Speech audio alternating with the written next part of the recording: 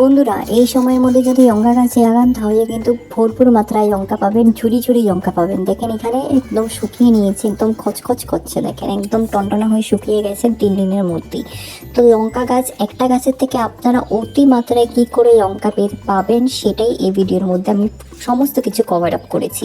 এখানে দেখেন অনেকে বলে যে আমার কাছে তো লঙ্কা গাছ আছে কিন্তু লঙ্কা হচ্ছে না, ফুল হচ্ছে কিন্তু ঝরে পড়ে যাচ্ছে, অথবা লঙ্কা গাছের পাতাগুলোর মধ্যে প্রচণ্ড পরিমাণে হোয়াইট ফাঙ্গাসে অ্যাটাক করে ফেলে।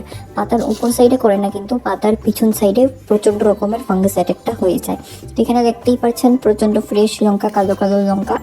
তো আজকের এই ভিডিওর মধ্যে আমি সমস্ত কিন্তু ফাঙ্গাসের বিষয়ে এবং ঘরোয়া টোটকা যে লঙ্কা গাছের মধ্যে কী খাবার ব্যবহার করবেন সমস্ত কিন্তু ডিটেইলে কভার আপ করেছি। তো যারা নতুন এসেছেন আমার চ্যানেলের মধ্যে অবশ্যই আমার চ্যানেলটিকে সাবস্ক্রাইব করে দেবেন, অবশ্যই আমার পাশে থাকবেন, কারণ এটা আমার নতুন চ্যানেল। আপনারা যদি সাপোর্ট না করেন তাহলে আমি এগিয়ে যেতে পারবো না। ভিডিওটা একদমই স্কিপ করবেন না, চলুন তাহলে ভিডিওটা শুরু করি।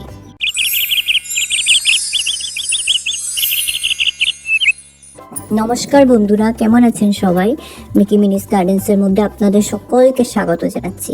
তো আজকে লঙ্কা গাছের পরিচর্যা নিয়ে এসে গেছি এই সিজনের মধ্যে, এবং শীত তো অলরেডি পড়েই গেছে। শীতের মধ্যে একটা লঙ্কা গাছ লাগান এবং সেই গাছ কিন্তু আপনাদের 12 মাসেই লঙ্কা দেবে। তো এখানে দেখতেই পাচ্ছেন আমার কাছে লঙ্কা গাছ, তো আমি কিন্তু 12 মাসেই লঙ্কা সংগ্রহ করছি। এমন নয় যে শীতেই লাগাতে হবে, আপনারা গ্রীষ্মকালেও লাগাতে পারেন, গরম সিজনেও লাগাতে পারেন। তো শীতের মধ্যে যদি লাগান তাহলে কিন্তু ভালো হয় এবং গ্রোথ কিন্তু খুব জলদি দ্বিগুণ হয়ে যায়। তো এখানে দেখেন লঙ্কাগুলো পেকেও গেছে। তো বীজ থেকে তো খুব সহজেই চারা তৈরি করা যায়। অনেকে বলে যে আমরা বীজ থেকে কেন চারা তৈরি করতে পারি না।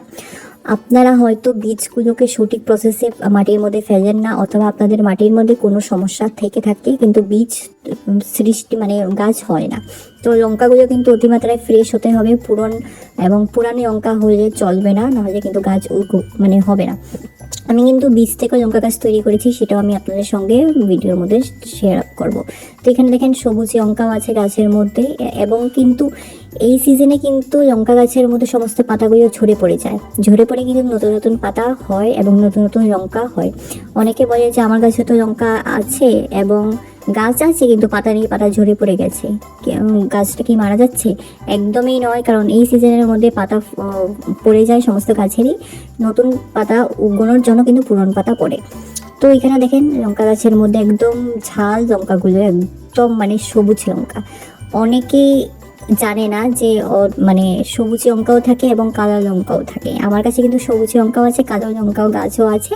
তা আপনারা কি করে বুঝবেন সবুজ লঙ্কা অথবা কালো লঙ্কার মধ্যে? যে সবুজ লঙ্কা যে দেখছেন, সবুজ লঙ্কা যখন ফুল ফুটবে তখন কিন্তু সবুজ রঙের ফুল ফুটবে এবং সাদা রঙের ফুল ফুটবে, দেখবেন। আর সবুজ লঙ্কার গাছ আপনারা কি করে চিনবেন সেটা কিন্তু সরাসরি চেনা সম্ভব নয়, বাট যখন এই গাছের মধ্যে ফুল ধরবে তখন আপনারা চিনে যাবেন। তো এখানে দেখেন ফাঙ্গাস অ্যাটাক যেটা বলছিলাম, লঙ্কার পাতার পিছন দিকে কিন্তু প্রচুর পরিমাণে ফাঙ্গাস অ্যাটাক হয়ে যায়, গাছ কুকড়িয়ে গাছটা কিন্তু মারার সংখ্যা চান্সেস বেড়ে যায়। তো এই সময়ের মধ্যে যদি এরকম ফাঙ্গাস অ্যাটাক হতে থাকে তাহলে কিন্তু গাছের মধ্যে ফুলও আসবে না। যদি ফুলও আসে তো ফুলগুলোকেও কিন্তু ফাঙ্গাসে অ্যাটাক করে নেবে এবং সেই ফুল অবভিয়াসলি ঝরে পড়ে যাবে। তো এই সমস্যাটা কিন্তু খুবই কমন লঙ্কা গাছের মধ্যে অতিমাত্রায় হয়ে যায় তখন, কারণ গাছটা যখন ঝাঁকালো বড় হয়ে যায় তখন কিন্তু এটা সম্পূর্ণ বেশিরভাগ চান্সেস থাকে হওয়ার, এবং ছোট গাছের মধ্যেও কিন্তু এই সমস্যাটা হয়ে থাকে। ক্যাপসিকাম গাছের মধ্যে, শিলং মরিচ গাছের মধ্যে কিন্তু এই সমস্যাটা আমি অলরেডি দেখেছি। তো এই সিজনের মধ্যে আপনারা শুধু লঙ্কা গাছ নয়, ক্যাপসিকামও লাগাতে পারেন, গাছ, শ্রীলঙ্কা মরিচ গাছও লাগাতে পারেন। তো সঠিক পরিচর্যা এবং সঠিক যত্ন কিন্তু এই ভিডিওর মধ্যে দেখে নিন। সমস্ত গাছের জন্য কিন্তু একটাই পরিচর্যা। তো যখনই আমরা এরকম গাছের মধ্যে ফাঙ্গাস অ্যাটাক পাতাগুলোকে লক্ষ্য করব, শিগগিরই কিন্তু পাতাগুলোকে তুলে ফেলতে দেবো। যদি অতিমাত্রায় বেশি থাকে গাছের মধ্যে তখন কিন্তু আমরা এক এক করে ফেলতে পারবো না, অনেকটা সময় লেগে যাবে এগুলো ফেলতে, তারপর কিন্তু গাছ নেড়াই হয়ে যাবে। তো এই সময়ের মধ্যে আমরা একটা স্প্রে তৈরি করব যেটা খুবই ঘরোয়া এবং অর্গ্যানিক স্প্রে। গাছের মধ্যে প্রয়োগ করার পর কিন্তু খুব ভালো রেজাল্ট পাবেন। তো এখানে দেখেন যেটা বলছিলাম, কালো লঙ্কার গাছের ফুল কিন্তু এই যে দেখেন কালো রকমের এবং বেগুনি রঙের থাকে।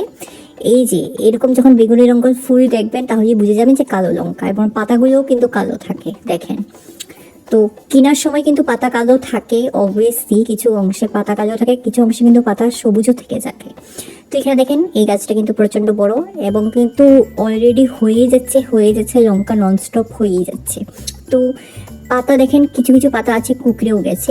এটা কিন্তু গ্রো ব্যাগে লাগানো। দেখেন নর্মাল বস্তার মধ্যে আপনারা লাগিয়ে নিতে পারেন, এমন নয় যে গ্রো ব্যাগ পার্সোনালি কিনে এনে লাগাতে হবে, একদমই নয়। জমিতে লাগালে ভালো, কারণ জমিতে খুব সহজেই গাছ হয় এবং গাছ খুব সহজেই মানে নিউট্রিশন সমস্ত কিছু জমির মধ্যে পেয়ে যায়। তো গ্রো ব্যাগে অথবা টবের মধ্যে যদি আপনারা ছাদ বাগান করে থাকেন এবং ছাদের মধ্যে যদি এরকম টবের মধ্যে বা গ্রো ব্যাগের মধ্যে থাকে, তো অবশ্যই মাটিটাকে সরাসরি পরিষ্কার করে নেবেন, কারণ যত সমস্ত গুঁড়ো শুকনো পাতা টাতা এই সমস্ত কিন্তু থাকে এই সময়ের মধ্যে। আর এগুলো যদি থাকে তখনই বুঝে যাবেন যে ফাঙ্গাস অ্যাটাক কিন্তু চান্সেস থাকে। তো মাটিটা দেখেন শুকনো হয়ে গেছে, এমন ভাবে মাটিটাকে শুকনো করবেন না এই শীতের মধ্যে, কারণ শীতের মধ্যে কিন্তু আমাদের গাছের মধ্যে খুব দ্বিগুণভাবে জল মানে ব্যবহার করতে হয়। অতিমাত্রায় যখন গাছ শুকিয়ে যাবে তখনই কিন্তু জল দেবেন, ভিজা মাটিতে কিন্তু একদমই জল দেবেন। আর নিচে দেখেন পোকা কিড়ে মাকড় সমস্ত কিছু কিন্তু চারোদিকে ঘুরছে। ওদের মানে খুবই প্রিয় সমস্ত গাছ, লঙ্কা গাছ, তারপর যে কোনো ফুল গাছের মধ্যেও কিন্তু দেখা যায় এরকম পোকা মাকড় কিড়ে। তো এই যে দেখেন, তো খাবারের টুটকাতে আসি, এটা হলো অর্গ্যানিক জিনিস এবং সবার বাড়িতে থাকবে হলুদ গুঁড়ো। আর যেই আজকে বানাচ্ছি এটা কিন্তু আপনারা গাছের মধ্যে দিতেও পারেন এবং গাছের মধ্যে স্প্রেও করতে পারেন, সমস্ত পোকামাকড়ের আক্রমণ একদম দূর হয়ে যাবে, সরাসরি আর দেখতে পারবেন না কখনো। তারপর দেখেন 2 থেকে 3টে কাঁচা লঙ্কা। কাঁচা লঙ্কা গাছের মধ্যে খাবার কিন্তু কাঁচা লঙ্কা ব্যবহার করবেন, খুব ভালো। শুনতে অবভিয়াসলি একটু আনকমনই আসছে, বাট সেটা কিন্তু একদম 100% কাজ করে। তো ঝাল লঙ্কা নেবেন, এমন নয় যে সেই লঙ্কা নিয়েছি সেটার মধ্যে ঝাল নয়, একদমই নয়। ঝাল যেগুলো লঙ্কার মধ্যে ঝাল থাকে অতিমাত্রায় সেগুলো নেবেন। তো 2 থেকে 3টে নিয়ে ভালো করে পুঁতে নিচ্ছি, ভালো করে এইভাবে পেস্ট করে কিন্তু এই হলুদ গুঁড়োর মধ্যে মিক্স করব। হলুদ গুঁড়ো কিন্তু খুবই গুরুত্বপূর্ণ গাছের মধ্যে, এবং হলুদ গুঁড়োকে কিন্তু অনেকে বলে প্ল্যান্টের ডক্টর। যতটা সব ফাঙ্গাস অ্যাটাক ফাঙ্গিসাইড অ্যাটাক কিন্তু হলুদ গুঁড়োয় বিনাশ করে ফেলে।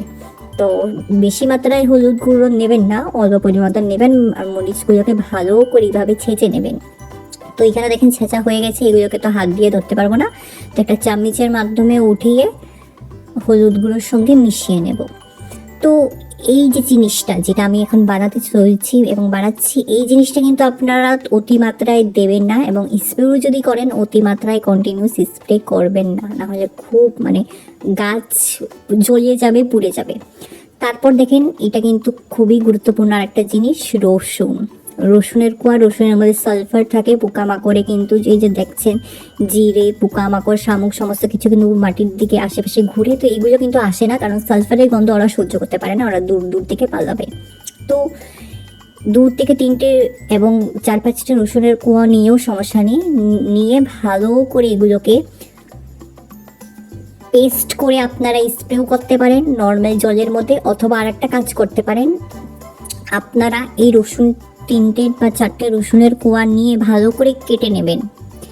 আপনারা কিন্তু সরাসরি মাটির মধ্যে পুঁতে দেবেন না, নাহলে কিন্তু গাছ উগে আসবে। ভালো করে কেটে মাটির মধ্যে পুঁতে দেবেন, তো মাটির মধ্যে কিন্তু সমস্ত রসুনের ফ্লেভারটা চলে যাবে এবং কোনো পোকামাকড় আক্রমণ আপনারা দেখতে পারবেন না। আর রসুনের মধ্যে কিন্তু সালফার থাকে, অনেক নিউট্রিশন থাকে, যেগুলো গাছকে বৃদ্ধি করতে, গাছকে প্রোটেক্ট করতে বাঁচায়। তো এখানে দেখেন অল্প পরিমাণ মতন রসুনও নিয়ে নিচ্ছি, প্রায় 2 থেকে 3টে রসুনের কোয়া ভালো করে ছুরি করে কেটে নিয়ে নিলাম।